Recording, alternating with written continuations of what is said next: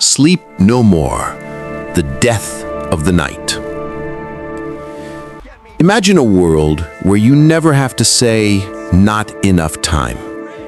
Imagine learning a new language between 2 a.m. and 4 a.m. Imagine a career where you produce double the work of your competitors simply because you don't have to power down for 8 hours every night. Sleep. For thousands of years, it was the tax we paid to biology. A third of our lives, wasted in the dark, unconscious, vulnerable, unproductive. So we fixed it. We called it the Chronos Protocol, the 24-hour pill. One dose, once a month. It rewired the adenosine receptors. It refreshed the brain chemically without the need for unconsciousness. Total efficiency, zero downtime. We launched it in 2028. By 2029, the GDP of the Western world had tripled. We built cities in weeks. We cured diseases in months. We thought we had cheated biology. We thought we had finally optimized the human machine. But we forgot one thing. We forgot that sleep isn't just a biological function. It's a firewall. And we just deleted the code that keeps the viruses out. The Golden Age. A world awake. The first week was euphoric. Do you know what it feels like to be fully awake? Not caffeinated. Awake! The fog was gone. My mind was a diamond, sharp, clear. I wrote a novel in 3 days. I solved equations that had stumped my department for a year. Nobody went home. Why would we? Home is for resting. The office became a playground of productivity. The lights never went off. The silence of the night vanished. The world was a constant humming machine of progress. We laughed at the people who didn't take the pill, the sleepers. They looked so slow to us, so fragile. They would close their eyes, surrender to the dark, and drift away. We pitied them. We felt like gods, constant, unwavering, watching over the world while the weaklings slept. But looking back, I realize it wasn't godhood. It was hubris. Because even God rested on the seventh day. But we decided we were better than that. The shift. The veil thins. The shift happened in the third week. It wasn't physical fatigue. My muscles were fine. My brain was firing. But something else was tired. The shadows started to detach from the walls. I would be looking at a coffee cup, and for a split second, the shadow would lag behind when I moved it. I went to the company doctor. He laughed. He said, "Visual processing lag. Your brain is moving faster than your optic nerve. It's a side effect of genius." But it wasn't lag. The world started to feel ethereal. You know that feeling when you wake up from a dream, and for a second the dream feels more real than the room? Imagine feeling that every single second of the day. The barrier between here and there was wearing down. We realized too late that sleep isn't just for resting the body. It's a spiritual reset. It is the moment the soul detaches from the world, surrenders control, and returns to the source for a reboot. Without it, we were running an engine red hot for 500 hours straight. The gaskets were blowing. We weren't just tired. We were exposed. The horror. The writers. I walked into the break room on day 24. My coworker, Gary, was making coffee. Gary was a nice guy, soft-spoken. They all know what you I said, Gary. "Morning, Gary."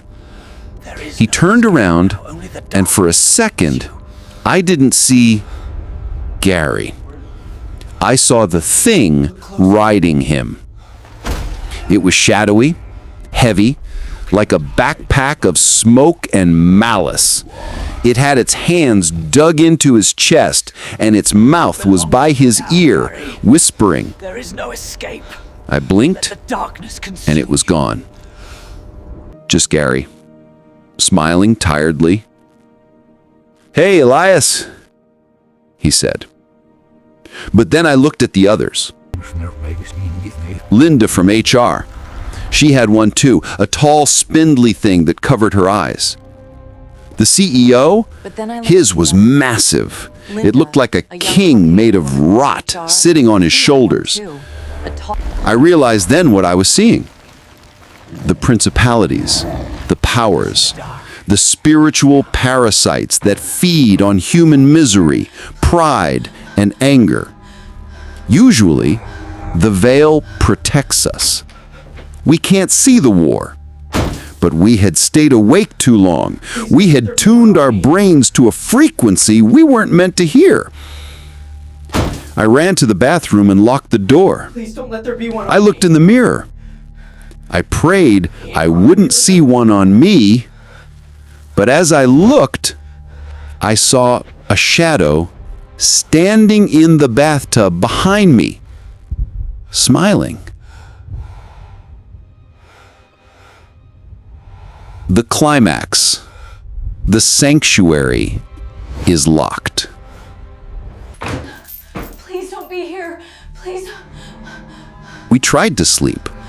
The panic spread through the office within hours. Everyone started seeing them. The golden age turned into a screaming match. People were clawing at their own faces, trying to get the things off them. But you can't touch them. They are spirit. You are flesh. I ran home. I blacked out my windows. I took a handful of sedatives. I just wanted 5 minutes. Just 5 minutes of blackness. I lay down. I closed my eyes. My body went limp. The drugs worked on my muscles. But my mind, the Chronos Protocol kept my mind awake. I was paralyzed, trapped in my own body. But I could still see. The eyelids didn't stop the signal. In the dark of my room, they came out of the corners. The wolves, the shadows.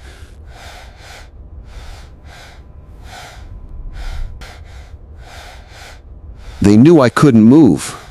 They knew I couldn't wake up. And they knew I couldn't sleep. We had locked the door to the sanctuary.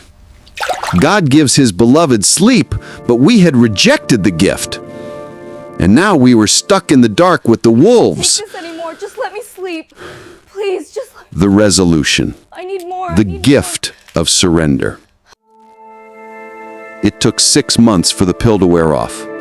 The Chronos crisis collapsed the economy. The cities we built in weeks are empty now. The economy is Haunted. collapsing. I sleep 12 hours a day now. I don't care if I'm unproductive. I don't care if I lose money. I realize that sleep is the most humble act a human being can perform. Every night, you have to admit that you are not God. You have to admit that the world can spin without you. You have to close your eyes, become helpless, and trust that you will wake up. It is a daily act of surrender. And that surrender is the only thing that keeps the shadows at bay. Don't try to be infinite. You were designed to rest. Because if you refuse to close your eyes, eventually, you will see what is staring back at you. This is Parable Black. Go to sleep before something else wakes up.